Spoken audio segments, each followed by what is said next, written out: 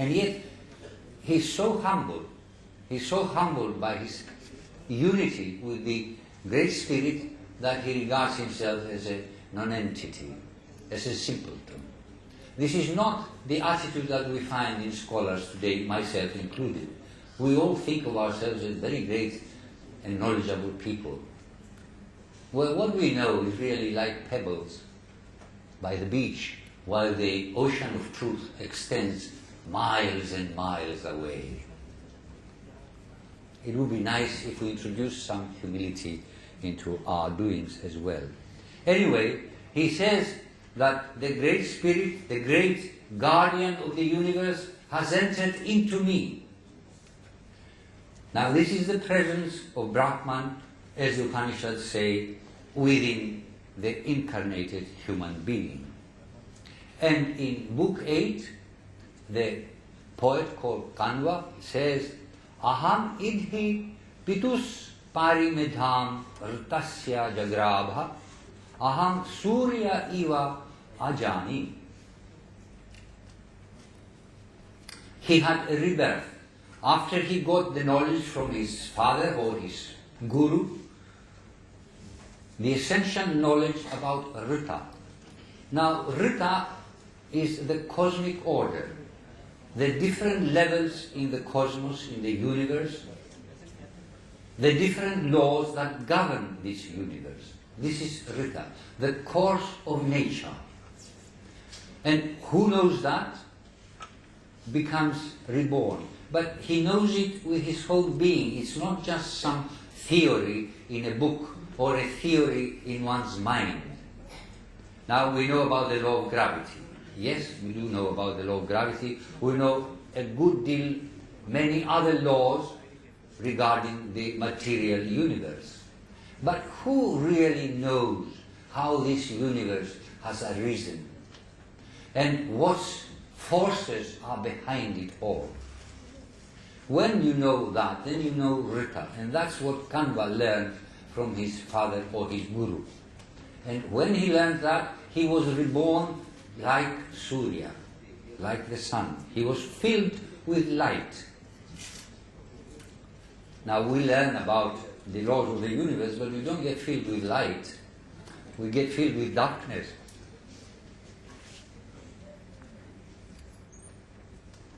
So we see that in the Rig Veda, what we find in the Upanishads is in fact already fully present in the hymns of the Rig Veda. Now this is a very special aspect of the Rig Veda, not realized unfortunately by many people. So this has a very, very ancient beginning, because the Rig Veda is very, very old. It's probably the oldest document of humanity. Next one, please. Now, in the hymns of the Rig Veda, and later of course in the Upanishad, we find that this realization comes about through ethical behavior. You follow dharma, you do your duties to yourself, to your family, to society, and to Brahman. One must not forget Brahman. In fact, in one of the later texts, in one of the Puranas, it is said that the ancient rishis say that a human being, while being in the uterus before it's born, while an embryo, gives a promise to the Creator that when it's born, it will remember Brahman, it will follow the laws of the universe, and it will serve the community. And if it does not give this promise, it will not be born in the human form. Did you know this? No, you didn't. But it is in the Bhagavatam Purana. I don't know if it's true, but I'd like to believe that the ancient rishis knew what they were talking about. So you have dharma, sukritani, good actions, as that film showed us. That was good actions, service to the community, and dana. Dana is, from the Rig Veda onwards, a steadfast quality emphasized in all the texts of the Vedic tradition. Giving, give, and never count the cost. We shall see more of this later on. Then there is yoga practice. There are several passages in the Rig Veda which talk about practicing yoga, that is to say, not stances of yoga, but practicing ethical ideas, and especially the attention. They use very much the verb yunjati. And of course, soma drinking. Soma was a particularly exhilarating drink. I wish we had some today.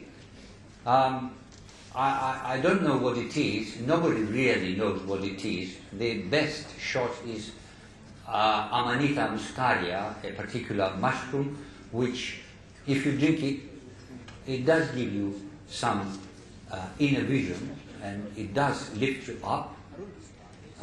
And it's not.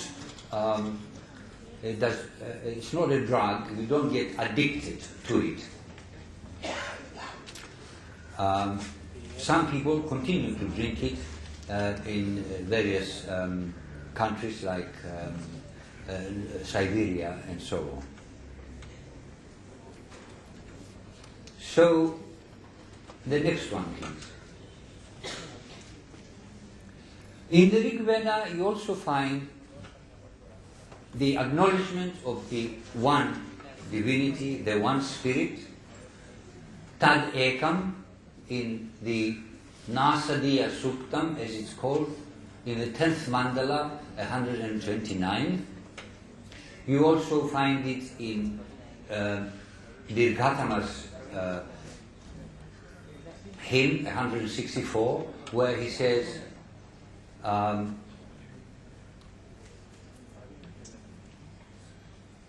Ekam sad vipra bahudha vadanti agnim yamam matarishwanam ahur. They call it by various names, Agni. In fact, he mentioned before that Indra, Varuna, Mitra, Varuna, Agni, and of course Surya, the sun, Garutman. So you have constant mentions in all those passages of the one. In book 354, it is said, Ejat dhruvam patyate vishvam ekam charat patatra vishunam vijatam. The one, ekam, governs the whole. Whatever walks, whatever flies, all these multifarious manifestations of the creation, and so on. So you have on the one hand the acknowledgement and knowledge of the one, and on the other hand you have the many divinities. But at all times it is recognized, and they keep reminding you that all these divinities that you may worship are in fact expressions of the one. Synchronically. But of course, most hymns speak about the many deities, and today, again, the masses of people, the millions of people, prefer one's individual deity rather than the one.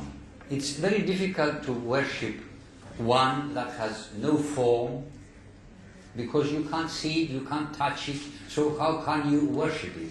Whereas if you've got Vishnu and you've got his statue, or Krishna with his flute, you can worship, you've got a form there, you can see it. And now I come to the main structure of the elements of the Vedic civilization, The Vedic people regarded the universe as three major levels: heaven, Dyaus or Swarga, Antariksha, mid-air, and Prithvi or Bhumi, the earth. This corresponds to the spiritual realm, the mental realm, and the material realm. Each one of these was again subdivided into three, but we needn't go into that. It will be too much. Can I have the next one, please? Thank you. So, at the very first level, the top level, the Dyaus level, you have self-realization and devotion to divinities. So this is taken care of. At the next level, the mental level, Antariksha, you find thinking in abstractions. Now in philosophy, in Western philosophy, this thinking in abstractions gets established by Socrates, who asks, what is friendship? What is wisdom? What is agreement and disagreement? What is liberality? What is leadership? And so on and so forth. And they proceed to define these things, and that's how you have the beginnings of Western philosophy.